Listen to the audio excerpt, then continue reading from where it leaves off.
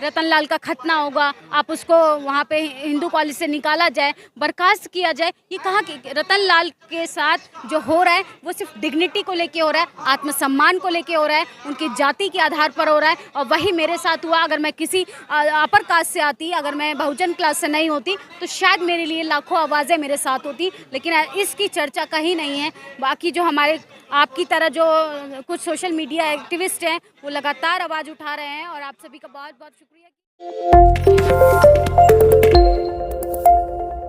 नमस्कार, मैं राहुल नागपाल और आप देख रहे हैं सोशल मीडिया। मेरे साथ हैं निधि रतन, पत्रकार हैं और नेशनल दस्तक में काम करती है, लंबे समय से काम करती है, पत्रकारिता का बड़ा गहरा अनुभव है।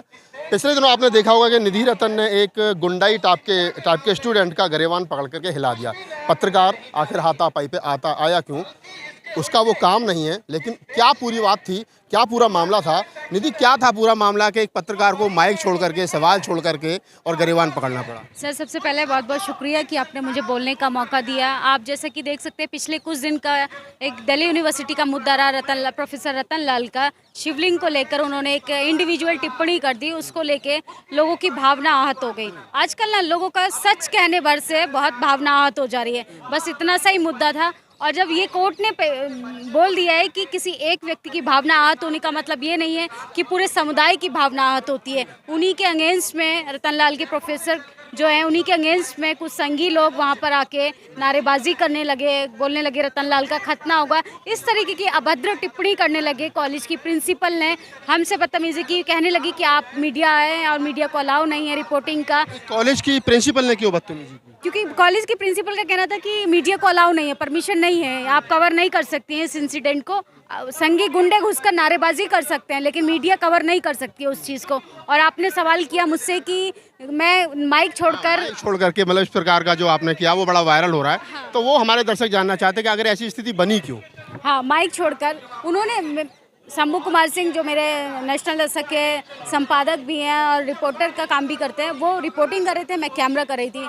उनके सवाल पूछने पे उनकी भावना आहत हो गई, तो वो कैमरा और मेरा फ़ोन छीन कर वो नीचे गिराने लगे। मेरा माइक, आईडी वगैरह सब कुछ गिर गया था। तो फिर मैंने उसे रोकने की कोशिश की, तो उसने मुझे कॉलर से यहाँ से पकड़ा और उसने बदतमीज़ी मेरे साथ की।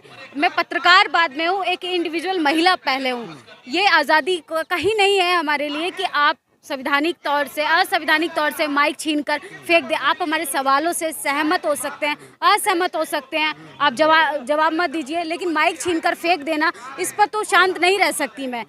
अगर वो मारपीट पर उतारू हो रहे हैं, वो महिला का कॉलर पकड़ रहे हैं, तो इसका जवाब देना ज़रूरी था। लेकिन उस इंसिडेंट को गलत तरीके से पेश किया जा रहा है कि शंभू तो लड़की लेकर घूमता है, शंभू अपने बचाव में लड़की को आगे कर देता है। इस तरीके की चीज़ें नहीं है। वो मेरा मुद्दा था, मेरा केस था, कोई मेरा गिरेबान पकड़ेगा तो मैं उसको ऐसे नहीं जाने दूंगी। हालांकि ये दिल्ली पुलिस की मौजूदगी में हो रहा था वहाँ पे। कंप्लेंट वगैरह? हाँ, FIR सर मैंने की है, मेरी कोर्ट में भी पेशी हो चुकी है, और वो अभी सामने वाली पार्टी नहीं आइडेंटिटी हुई है, कौन लोग थे, कोई नाम कुछ किस प्रकार? नाम नहीं अभी इतना हाईलाइट हुआ है, लेकिन संगी गुंडे थे और वो कॉलेज के नहीं थे, हिंदू कॉलेज के नहीं थे। सोचिए, हिंदू कॉलेज के नहीं थे, इस तरीके से वो थार में आते हैं और बदसलूकी करते हैं, मारपीट पे आ जाते हैं। वो तो रिस्पॉन्स मैंने इस तरीके का किया अपने आप को बचाने के लिए। उसका कॉलर पकड़कर मैंने उसे रोकने की कोशिश की कि पुलिस वाले इस केस को हैंडल करें, लेकिन सब प्रशासन, सरकार, यहाँ की हर चीज़ है ना मिली हुई है। यहाँ पे आप गुणगान करते रहिए सरकार का तो आप सही हैं, आप आलोचना करेंगे और सरकार को बड़ा डर लगता है आलोचना से। सवाल से डर लगता है? जी, सवालों से डर लगता है, आलोचना से डर लगता है,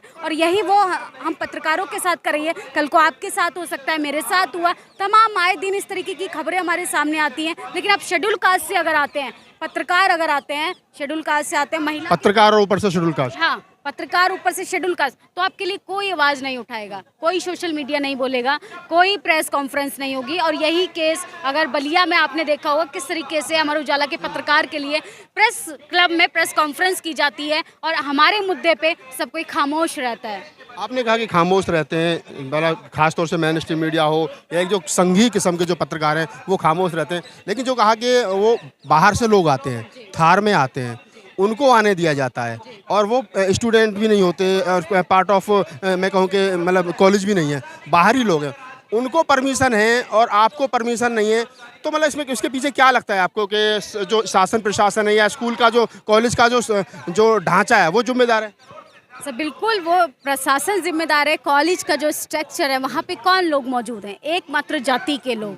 प्रशासन में कौन लोग मौजूद हैं? एकमात्र जाति के लोग। बहुजन समाज के लोग तो वहाँ तक पहुँच ही नहीं पा रहे और वही पहुँचने की कोशिश कर रहे हैं लगातार। रतन लाल ने क्या किया? रतन लाल की इस देश में हिंदू धर्म से कोई दुश्मनी थोड़ी है। उन्होंने अपनी टिप्पणी रखी और यहाँ पे इंडिविजुअल थॉट्स रखने का ये आज़ादी हमारा संविधान देता है। लेकिन आप इसको लेके रतन लाल का खतना होगा, आप उसको वहाँ पे हिंदू कॉलेज से निकाला जाए, बर्खास्त किया जाए, ये कहाँ कि रतन लाल के साथ जो हो रहा है वो सिर्फ डिग्निटी को लेके हो रहा है, आत्मसम्मान को लेके हो रहा है, उनकी जाति के आधार पर हो रहा है। और वही मेरे साथ हुआ। अगर मैं किसी अपर कास्ट से आती, अगर मैं बहुजन क्लास से नहीं होती तो शायद मेरे लिए लाखों आवाज़ें मेरे साथ होती, लेकिन इसकी चर्चा कहीं नहीं है। बाकी जो हमारे आपकी तरह जो कुछ सोशल मीडिया एक्टिविस्ट हैं वो लगातार आवाज़ उठा रहे हैं और आप सभी का बहुत बहुत शुक्रिया कि आप इनफैक्ट इन सब सेंसिटिव मुद्दों पे बोल पा रहे हैं कि आने वाले किसी और निधि रतन के साथ ना हो।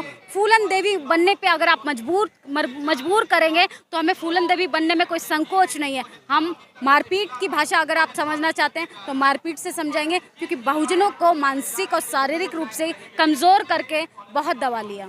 कोर्ट में अभी आपका मामला चल रहा है, तो आपकी तरफ से मतलब जैसे आपने कहा कि एक बार पेशी भी हो चुकी है, कोर्ट ने जब आप पेश हुई तो क्या किस तरीके का मतलब वहाँ पे आपको लगा कि कुछ उम्मीद जगी कोर्ट से?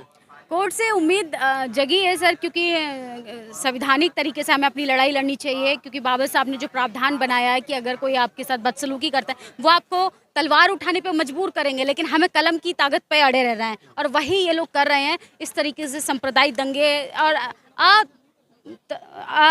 आतत्व तरीके से यहाँ पे उपद्रव तरीके से हिंसा को बढ़ावा देने वाले लोग आ जाते हैं। तो ये सिर्फ इसलिए होता है कि और कौन लोग होंगे। और मैं इनफैक्ट ये भी गारंटी से कह सकती हूँ कि जिसका गिरबान पकड़ा था वो भी किसी कम्युनिटी से ही होगा, क्योंकि हिंदुत्व सबसे ज़्यादा ओबीसी समाज का ही खतरे में, ओबीसी समाज का ही खतरे में आता है, शेड्यूल कास्ट का ही खतरे में आता है। ब्राह्मण समाज किसी से लड़ता नहीं है, वो आगे करता है लोगों को, और वही हमारे लोग नहीं समझ पा रहे हैं। ये कौन से थाने का मामला है? किस थाने में आपने कंप्लेंट कराई?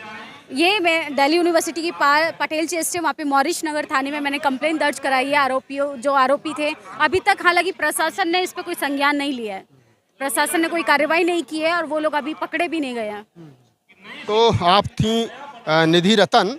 मैंने बताया इनके इंट्रोडक्शन में कि नेशनल दस्तक की वरिष्ठ पत्रकार हैं, हमारी साथी हैं, आंदोलन की साथी हैं। मुझे अच्छा लगा उनसे बात करके, और जिस बेबाकी से उन्होंने उस संघी मानसिकता के व्यक्ति का जवाब दिया, और जो उन्होंने अभी भी कहा कि अगर बहुजन समाज के बेटियों को आप फूलन देवी बनने पर मजबूर करोगे तो हम वो बन करके भी दिखाएंगे। पत्रकारिता करना, एक्टिविस्ट होना अलग बात है, लेकिन अगर बात खुद पर आ जाए तो फिर टकराना जरूरी है। मैं राहुल नागपाल, कैमरामैन CL बोध के साथ, दिल्ली।